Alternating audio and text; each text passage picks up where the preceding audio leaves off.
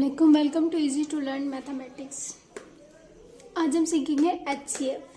HCF stand for highest common factors.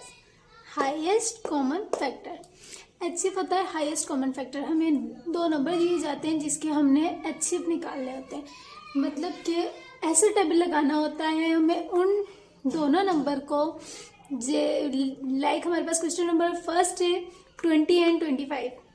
हमने 20 और 25 हमें दो नंबर दिए हुए, उसका हमने HCF निकालना है।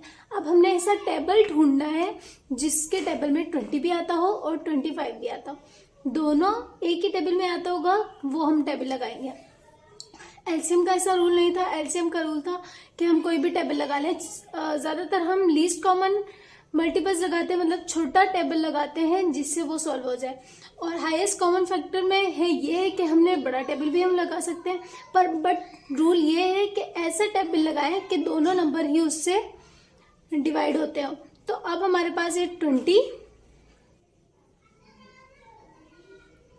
एंड 25। अब हमने चेक करना है कि दोनों नंबर कौन से टेबल में आते हैं। 2 के टेबल में 20 आता है बट 25 नहीं आता।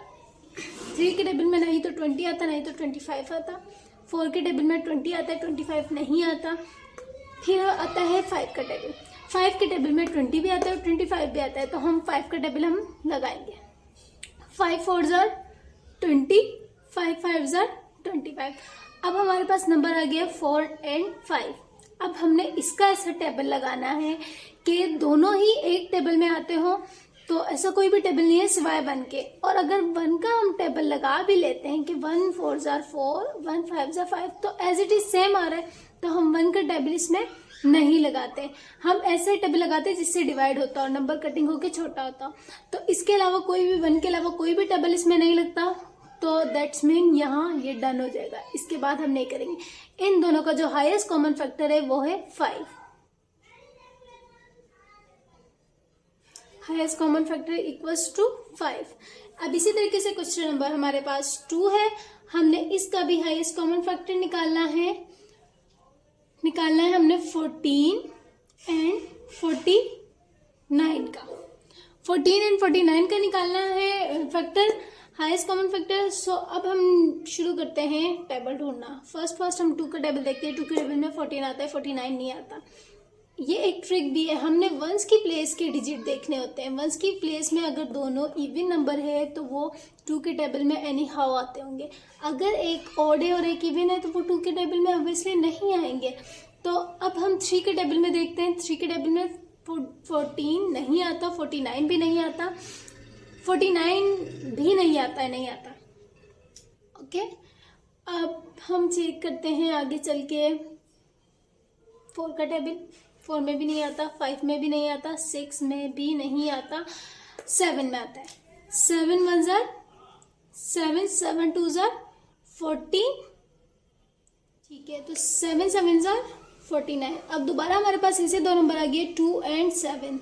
ये दोनों एक टेबल में नहीं आते।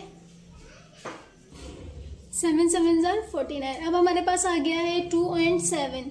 2 और 7 दोबारा हम चेक करते हैं, कोई भी एक टेबल में नहीं आता, क्योंकि एक ऑड नंबर है और एक इवन नंबर है, तो ये दोनों अपने ही टेबल में आते हैं। इसके अलावा अदर कोई भी टेबल में नहीं आएगा। 1 में आएगा, 1 का हम टेबल नहीं लगा सकते, तो इसका हाईएस्ट कॉमन फैक्टर होगा 7।